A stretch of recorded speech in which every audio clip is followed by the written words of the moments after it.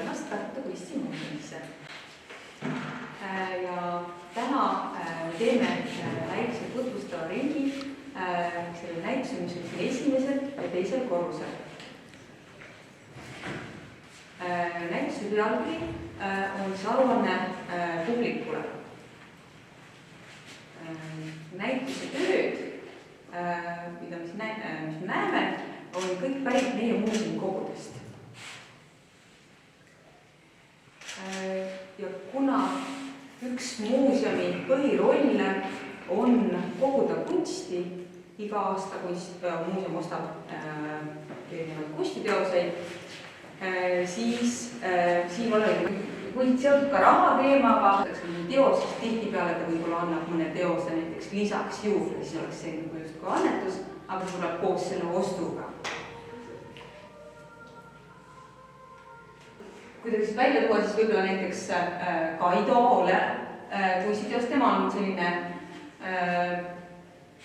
võib-olla üks tunnustatumaid praeguse aja Eesti maalikunstnikke ja tema tööd on ka, ütleme, kallimad, aga ta on esindanud Eestit ka Veneetsia kunstibiennaalil ja tema teosed on justkui sellised natukene konstrueeritud ja mõni arvab ka, et ta on selle arvutiga teinud, siis tegelikult ta ei ole arvutiga teinud, et tema selline maalilaad ongi tihtipeale selline hästi detailne, justkui fotolik. Värvine, see on sama kunstniku poolt, on see muuseumi poolt ka maalitud, et seina pole aegas.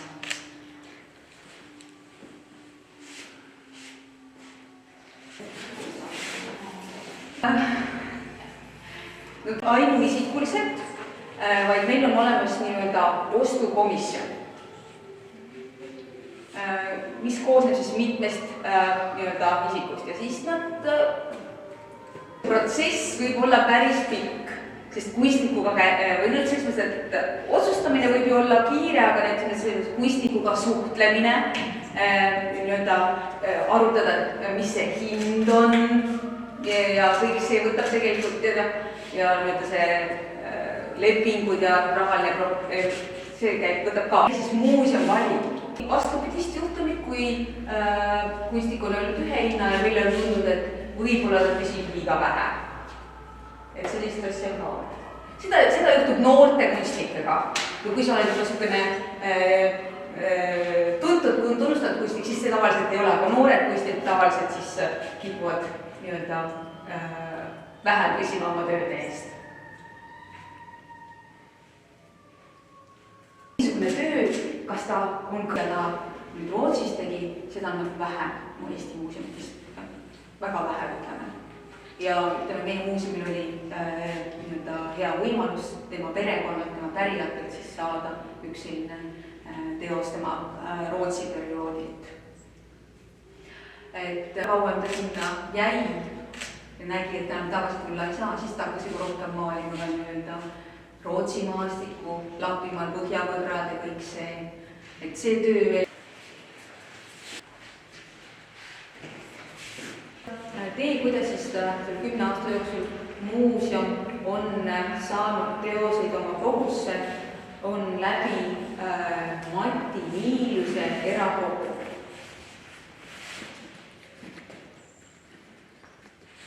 Ma nüüd ei tea, kas keegi teab, kes on Mati Niilus.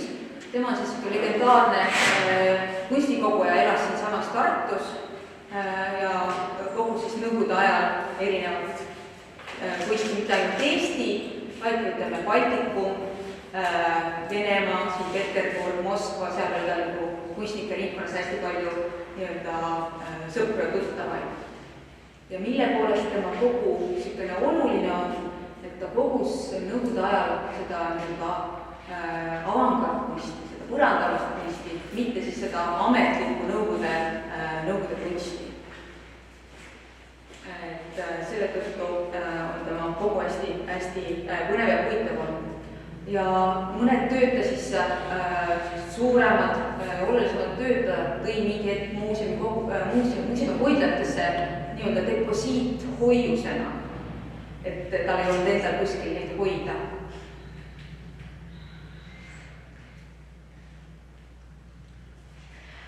Ja siis oma nii-öelda elu lõpupoole ta lihtsalt selleks, et raha saamiseks ta muuseumile iga kuu mingi summa ulatuses siis müüs neid teadusi, et siis on mitmed tööd on siis tema kohustuspäev.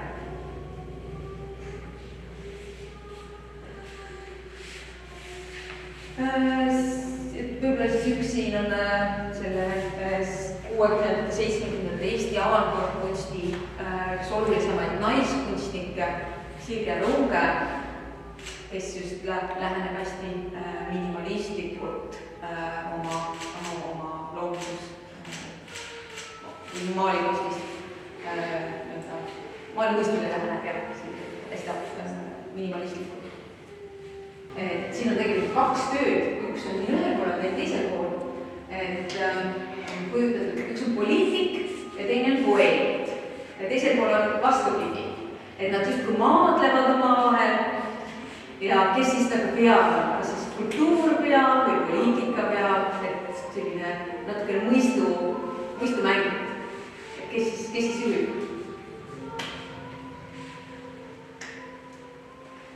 Üks video on siin televiisoris ja teine on seal kardina taga, väikses ruumis. Mõlemad on tehtud ühe sama kunstniku poolt. Tema on siis Kristina Norman ja võib öelda, et ta on üks tunnustatumaid või tuntumaid Eesti noorema põlvkonna kunstnikke. Et ta on esindanud Eestit nii Veneetsia biennaalil, manifestal, ütleme erinevatel rahvusvahelistel kunstinäitustel. Kus on intervjueeritud pagulasi Rootsis, neid eestlasi, kes 1944. aastal Eestist lahkusid. Ja tegelikult nemad räägivad samamoodi, et see ei olnud lihtne, kuidas kohaneda seda Rootsi ühiskonnaga, et ega neid ei kaelvõetud suure hurraaga vastu. Et selline natuke võrdne lühem, ta on natuke niisugune kunstfilmi moodi ja niisugune poeetilisem. Et seal toimub tegevus siis eestlaste jaoks sümboolses kohas, siis lauluväljakul laulukaarega toimub nagu tegevus. Ja siis seal üks selline tõmmunahaga tütarlaps laulab erinevates keeltes, teeb sellist lõket ja ta natuke ka siis räägib sellest ikkagi sellest kohandumisest ja oli siin mingi aeg teema, et kas Eesti laulupeol võiks kõlada ka mõni venekeelne laul ja haakub natuke sellise diskussiooniga, päevavase diskussiooniga.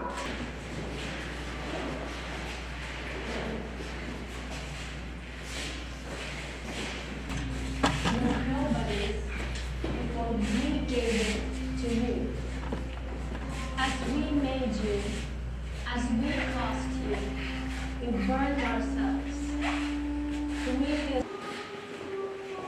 Ei ole.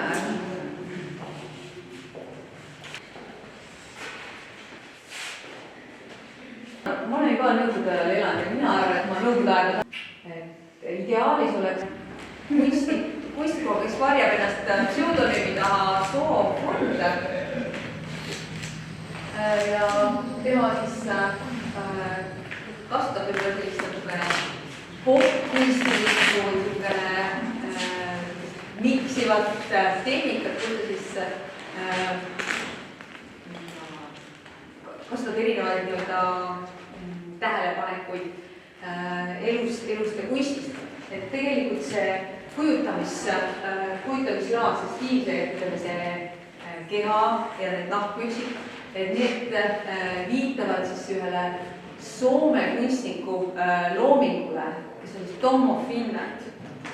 Ma arvan, võib-olla äkki keegi on tema teoseid näinud, Tommo Finlandi töid. Et tema just kasutab sellist liidab siis selle sama siis meie presidendi näoga, portreega ja detailid on siin ka olemas, siin on vihje siis nii tema abikaasale kui siis sellele Welcome to Estonia märgile, mis on seal püksipanda peal ja muudab siis selle Tom of Finlandi Tom of Estlandiks.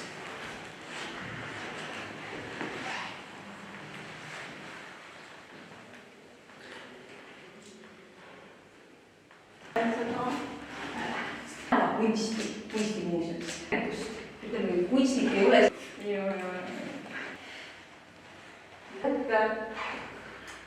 Tänavakunst tavaliselt on mingi sõnumiga ja just Edvard von Lõnguse puhul tal on alati, tema teosed on mingisugused, võtavad ka mingisuguseid seisukohti ühiskonnas toimuva kohta kirjanikega. Ja siin on nüüd silt, et nad on koondatud. Et see tegelikult vihjab natuke sellele, et kui Eestisse tuli euro, siis kes meil kroonide peal olid? Kroonide peal olid meil ka Tammsaare ja Koidula. Kui tuli euro, siis nad justkui koondati ära. Kroon kadus ära.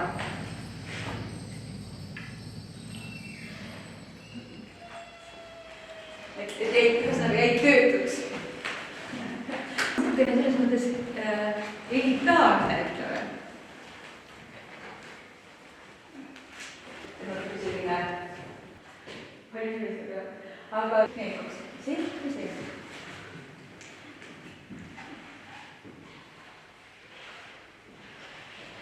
Et nende maalide puhul siis nüüd ka, nagu me näeme, on olemas kõik maali olulised komponendid. On olemas raam, on olemas lõuend, on olemas värv, nagu igal maalil.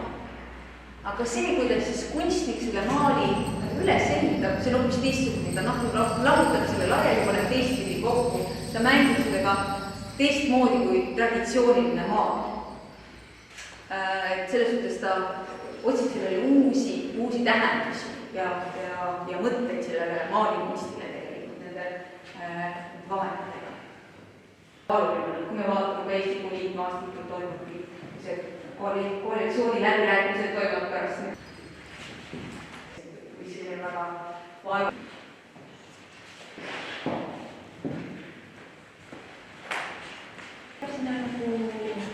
Erinevad teosed on siis sellest samast Mati Miiluse kogust, on nii Leedu kui Venemaa kunstnikke, aga on ka teisi töid, mis on siit meie enda muuseum näitustelt kogusse ostetud töid, et nad võib-olla see valik, mis siin on natuke selline kirju, et seda saab võib-olla ühe mõiste alla kuidagi ivasi. Ta on nagu värvimuldade põhine, aga ta prüül on rohkem selline keemiline, sinna saab igasuguseid. Üks on siis siin, teine on seina peal.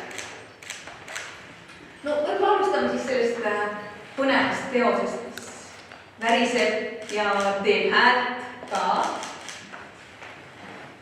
Et see on siis noore kunstniku Jaanus Samma teos. Filter.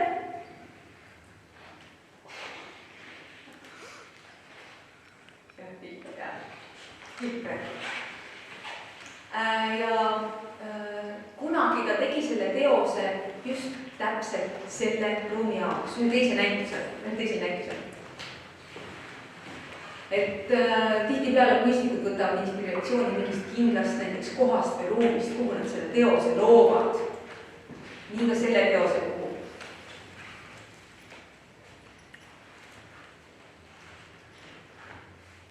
Et nüüd võib igaüks mõelda, et mis võiks olla, mis seda kunstnikku inspireeris, mis pani teda just sellist teost siia looma.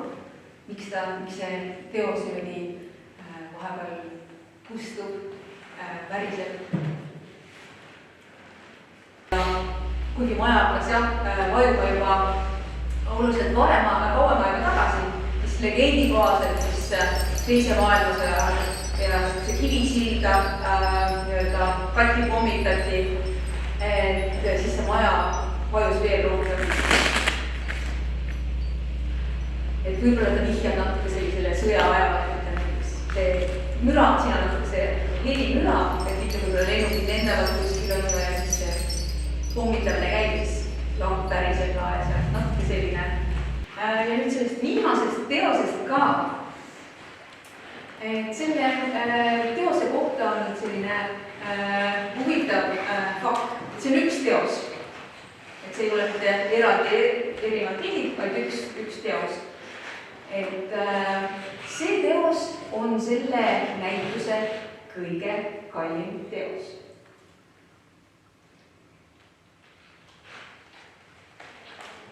Siin on näha natuke sellist tolle aja sellist esteetika, et kui sa olid avangardkunstnik, siis sa ei saanud oma teoseid ja müüa, et väga paljud kunstnikud teenisid elatist endale raamatu illustratsioonidega.